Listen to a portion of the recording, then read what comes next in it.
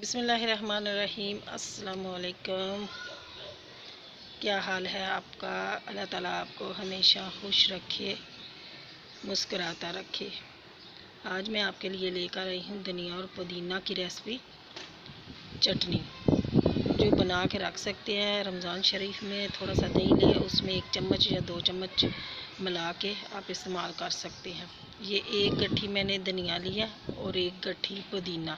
इनको अच्छे से साफ़ करके 2-3 पानी में धो लिया। ये एक ग्राइंडर लिया, इसमें ये धनिया और पुदीना शामिल किया। अब इसमें 2-3 जवे लहसुन के शामिल करेंगे और 2-3 थोड़ी सी अदरक शामिल करेंगे और थोड़ा सा पानी ये शामिल करेंगे और 1 अदद नींबू इसमें शामिल करेंगे, नींबू का रस। ये बहुत मज़ेदार चटनी बनती है, आप एक दफ़ा ज़रूर बनाकर देखें। ये सबको पसंद आने वाली है और पता है चटनी तो ज़्यादा इस्तेमाल होती है। अब इसको हम थोड़ा सा ग्राइंड करेंगे। तो इसमें मैं भूल गई थी, इसमें नमक डालना है।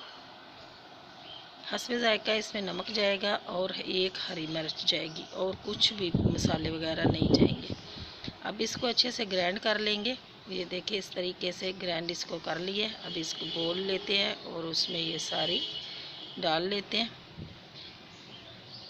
ये एक दफ़ा बना के रख दोगे तो 2-4 दिन ये इस्तेमाल हो जाएगी।